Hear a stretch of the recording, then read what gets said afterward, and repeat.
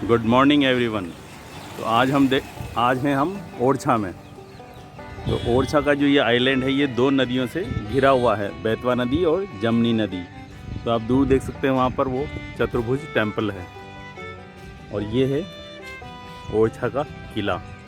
राजा महल, जहांगीर महल, राय परवीन महल, हमाम, ये सारी बिल्डिंग्स इसमें लोकेटेड हैं। तो ये जो पुल बना हुआ है ये बेतवा नदी के ऊपर है और इससे हम इसमें एंटर करेंगे। तो यहाँ पर छतरियाँ, जहांगीर महल, ये कुछ बड़ी बड़ी बिल्डिंग्स हैं जो आप ओरछा में देख सकते हैं।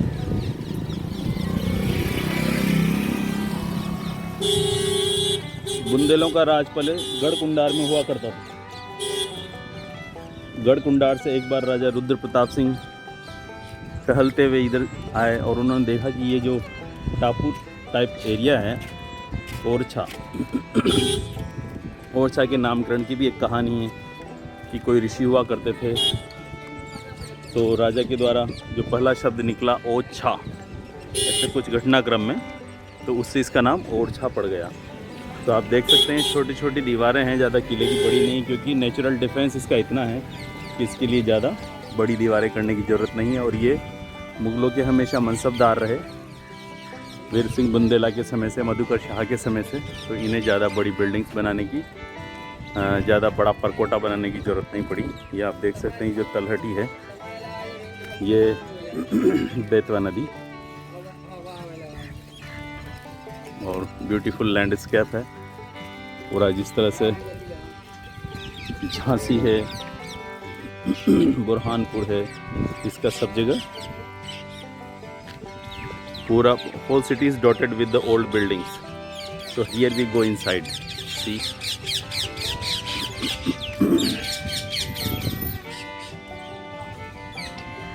can see here राज्य संरक्षित स्मारक, जहांगीर महल, राजा महल, दाऊजी कोठी, राय प्रवीण महल, हमाम खाना, ऊंट खाना।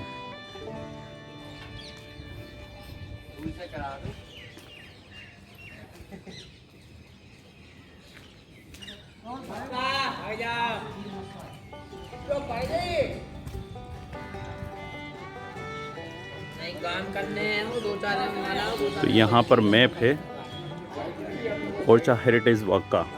तो इसमें पूरे जो ओरछा में जो केंद्र हैं देखने लायक वो इसमें बताए गए हैं, जैसे कंटीला दरवाज़ा, एंट्रेंस टिकट काउंटर, राजा महल, शीश महल। शीश महल अब होटल बना दी गई है।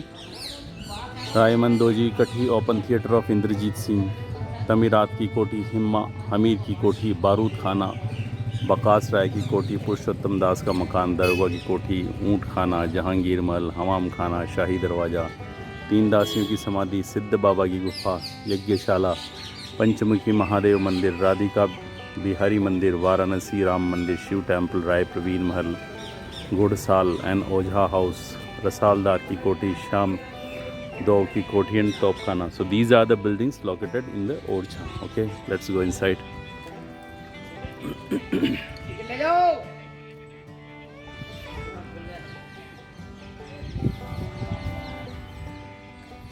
बुंदेली आर्किटेक्चर को आप यहाँ बेहतर देख सकते हैं। बड़े से गेट पे निशिस बने हुए हैं, मेहराबदार।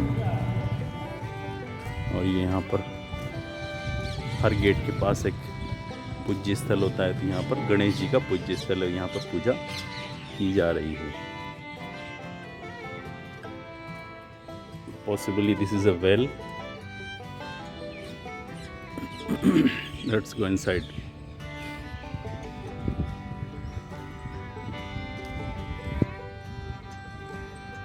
इधर चलते हैं हम पहले। राजा महल, जहांगीर महल, शीश महल, राय प्रवीण महल और हमाम खाना आगे है। So this is the राजा महल।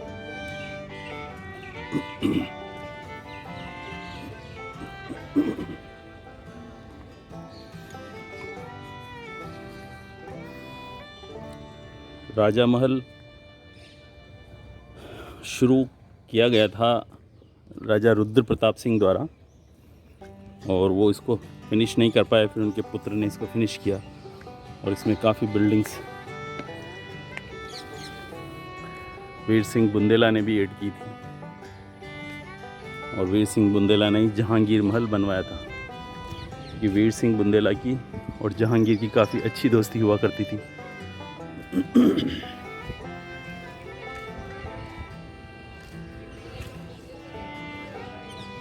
ये देखिए, आप पढ़ते हैं इसको।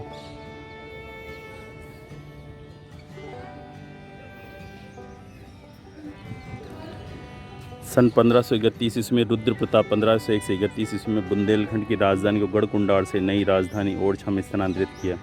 उनके पुत्र भारती चंद ने सुरक्षा के लिए घने जंगल व बेतवा नदी के बीच किले का निर्माण करवाया। भारती चंद ने यहाँ पहले भवन का निर्माण कराया जो राजा महल के नाम से विख्यात। उनके भाई मधुकर शाह ने राजा महल को पूरा करवाकर दीवाने आम का भी निर्माण करवाया। मधुकर शाह एक निर्भीक तथा बहादुर शासक के रूप में प्रसिद्ध थे। वे शक्तिशाली सम्राट अकबर जो आगरा से एक विशाल साम्राज्य का संचालन करते से भी नहीं डरते थे। कहते थे कि एक बार मधुकर शाह को मुगल दरबार में हाजिर होने का आदेश मिला। उन दिनों सम्राट अकबर के सामने तिलक लगाकर उपस्थित होने की मनाही थी, पर मधुकर शाह गले में पवित्र कंठी पहनकर अपने माथे पर विष्णु तिलक धारण करके ही उपस्थित हुए। सम्राट अकबर इस अवज्ञा से तो चकित थे ही, परंतु साथ ही मधुकर शाह की निर्भयता से भी प्रभावित थे। कहा जाता है उसी दिन से अकबर के दरबार में तिलक लगाकर प्रवेश करने की अनुमति दी गई व मधुकर शाही तिलक कहलाने लगा। आंगन के पश्चिम में मछली दरवाजा द्वारा प्रवेश करना पड़ता है। दक्षिण में दीवाने आम, पूर्व में अतिथि कक्ष, पश्चिम में तोपखाना है जिसे एक ढलवा रास्ता बाहरी दरवाजे से जोड़कर किले की रक्षा के लिए इस रास्ते से तोपों को लाकर रखा जाता था। ये जो ढलवा रास्ता, यहाँ से तोपें आती थी। अतिथि कक्ष के पीछे नीली टाइलों की कारीगरी को भी आपके दर्शन होंगे जो इस क्षेत्र में फैली हुई। इस एक समय था जब ये नीली टाइलें अन्य भवन और शीश महल के संपूर्ण अग्रभाग को सुशोभित करती थी। दीवाने आम का निर्माण मुगल दरबारों की शैली के आधार पर ही किया गया। यहाँ आम जनता राजा के दर्शन के लिए उपस्थित होती थी। दीवाने आम में प्रवेश सीढ़ियों द्वारा होता है जिस पर ब्रिटिश काल में ढलवा लोहे के जंगले लगा दिए गए हैं। तो ये डिटेल्स हैं यहाँ की। So I think this is the Diwane आम।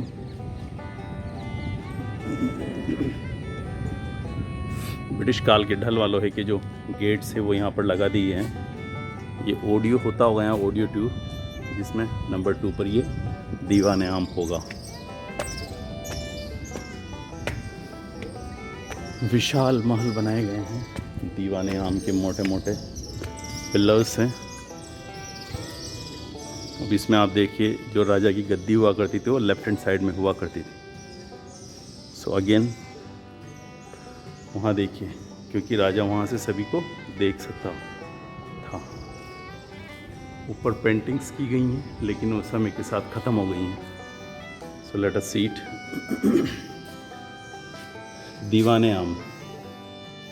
मुगल राज्यसभा से प्रेरित होकर मधुकर शाह ने इस दीवाने आम की स्थापना की। यह खंभों पर टिका कक्ष राजा को प्रजा से मिलने और न्यायिक व प्रशासनिक कार्यों को प्रतिपादन के लिए रचा गया था। राजा निजी आवास से दीवाने आम में प्रवेश कर सीधे उच्चतम सभा मंच तक पहुंच सकते थे। इस कक्ष में 3 स्तर है। राज सिंहासन उच्च सभा मंच पर रखा जाता था, जबकि मंत्री व सामंत अपने ओहदे अनुसार निचले स्तरों पर एकत्रित होते थे। मेहराबदार छतों पर बुंदेल शैली में सजीव चित्रकारी। इनमें मोर, तोते, बारहसिंगा, भैंसे, हाथी, हिरण तथा जानवरों की लड़ाई की थे। आप यहाँ संगीत समारोह, दरबारी जीवन का आखेट के भी दृश्य देख सकते हैं। आखेट कुलीन वर्ग के जीवन का एक बहुत अहम हिस्सा था। ऐसा कहा जाता है कि शाही दरबार से आदेश आने के बावजूद मधुकर शाह ने एक बार सिंह को मारने से इनकार कर दिया। उनका मानना था कि सिंह स्वयं विष्णु का नरसिंह अवतार का ही प्रतीक है तथा इस अवज्ञापूर्ण कार्य से उन्होंने अपनी प्रजा व मुगल दरबार से और अधिक सम्मान अर्जित किया। ये देखिए आप पेंटिंग्स ऑन द सीलिंग, आप यहाँ भी पेंटिंग देख सकते हैं। मधुकर शाह ने इस मुगल दीवाने आम के तर्ज पर ही ओरछा में दीवाने आम का निर्माण करवाया था। और ये जो पेंटिंग्स है वो अलग अलग एनिमल्स की है और हंटिंग सीन्स हैं, जो कि उस वक्त काफ़ी एंटरटेनिंग हॉबी हुआ करती थी रिच पीपल्स की। लेकिन अब सारी पेंटिंग्स जा चुकी हैं और यहाँ पर कुछ ठीक ठाक अवस्था में है, वो भी देख सकते हैं आप। बड़े बड़े पिलर्स हैं। तो 3 लेवल्स है इसकी। The lowest level, the upper level. यहाँ पर जो जागीरदार, ये जो दीवान और संत जो सामंत हुआ करते थे वो बैठा करते होंगे। पूरी पेंटिंग्स समय के साथ नष्ट हो चुकी है। ये देखिए आप,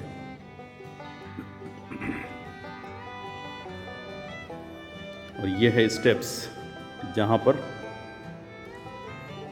राजा मधुकर शाह ने इसका निर्माण करवाया था, तो वो यहाँ पर बैठते थे।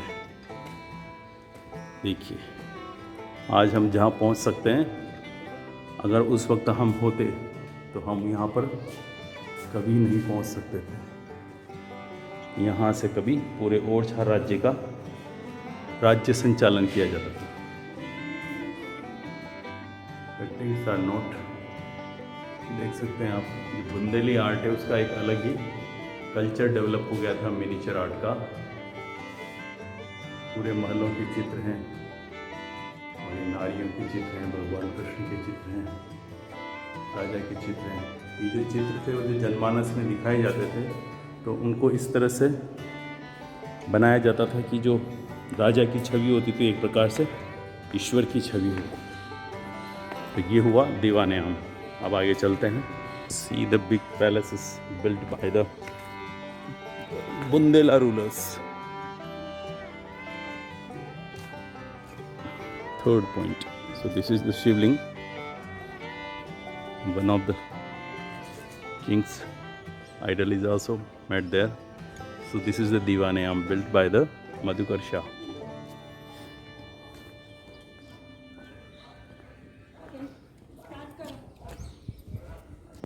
तो ये है राजा महल। इसमें राजा महल का निर्माण 1838 में शुरू हुआ था। ये शाही दुर्ग की प्रारंभिक बहुत ही खूबसूरत इमारत है। ये 200 साल तक बसी रही व इसमें कई परिवर्तन देखे हैं। महल का कुछ हिस्सा विरासत विवृति केंद्र के रूप में उपयोगी है। उदीयमान सूरज की ओर अभिमुख ये मुख्य प्रवेश द्वार था, जो दीवाने खास निजी दर्शन कक्ष की ओर ले जाता था। आप देख सकते हैं इसका नक्शा, ये वाला आपके सम्मुख तिमंजली इमारत है, जिसके द्वारा आप राजा महल में प्रवेश करेंगे। ये द्वार गच्छकारी व पत्थर की नक्काशी से अलंकृत है। हर एक स्तर पर जाली अथवा पत्थर की जाफरी की अनुपम खिड़कियां हैं। 4 पतले स्तंभों पर आश्रित छोटे गुंबजकार मंडप आकाश रेखा को भेदते हैं। मुख्य किले के शिखर पर परकोटा जैसे राजगिरी की प्राचीर है, जिसमें तोप दागने के मौके बने हुए हैं। बुंदेलखंड के महल, इन महलों की दीवारें गढ़ रूपी है, जो भीतर की अंतरंगता एवं सुरक्षा बनाए रखती थी। अंदर विशाल खुले प्रांगणों के चारों ओर प्रकाश में हवादार कक्ष हैं। प्रांगण सबसे सार्वजनिक स्थल थे, जो शाही गोष्ठी, महल के दिनचर्या, अनुष्ठान व उत्सव के लिए इस्तेमाल हुआ करते थे। सो एक प्रकार यहाँ बारादरी टाइप का कोई स्ट्रक्चर बनाया है। अब हम चलते हैं अंदर राजा महल की तरफ।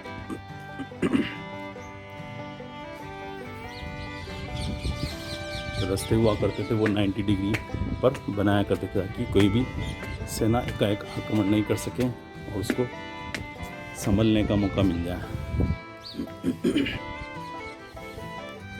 राजा महल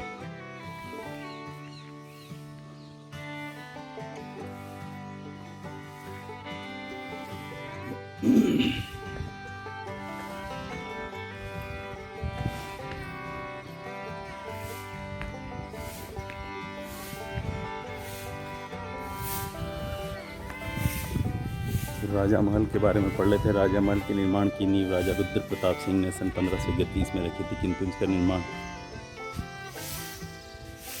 उसके ज्येष्ठ पुत्र भारती चंद्र ने पूर्ण कराया। इसके बाद इनके छोटे भाई उत्तराधिकारी मधुकर शाह द्वारा कुछ परिवर्तन कर अंतिम रूप प्रदान किया।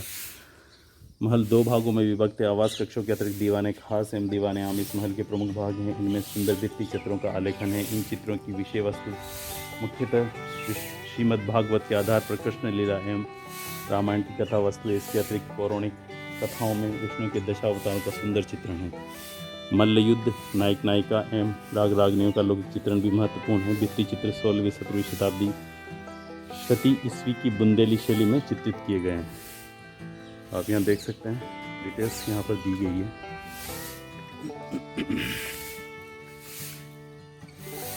और ये है राजा। हाँ So here we are entering the Raja Mahal.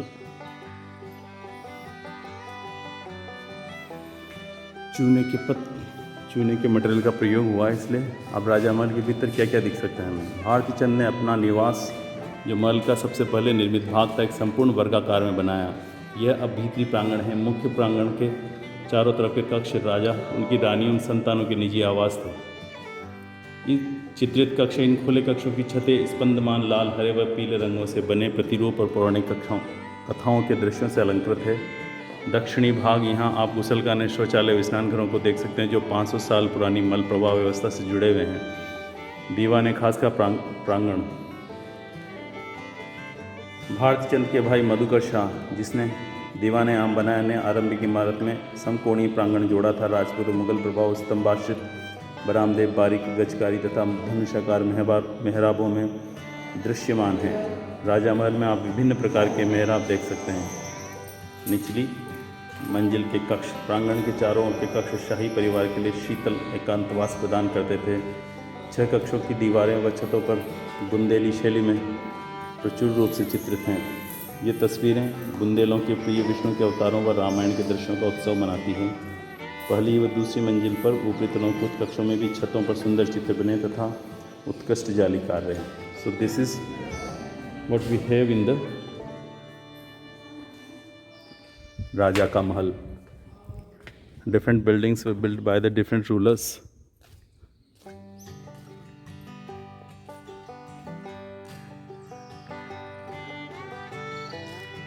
So this one is the fourth. Let us see what is this. Underground कुछ है.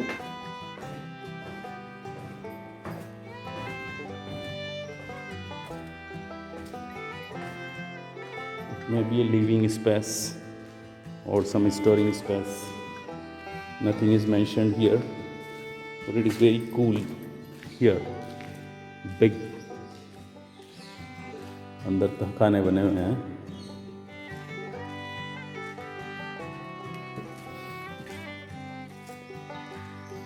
This might be some storing space for the kings.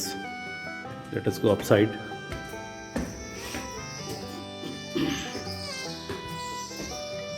Audio guide की marking कर रखी है यहाँ पर. Audio guide available है, पता नहीं. देखिए बड़ी बड़ी दीवारें जो बनाई हुई है, इसे जोधपुर की जो दीवारें हैं उसी तरह की यहाँ पर दीवारें हैं. स्टेज बनाया हुआ है जो एंटरटेनमेंट के लिए यूज़ होता हो. Okay guys, we sum up this here. Bye.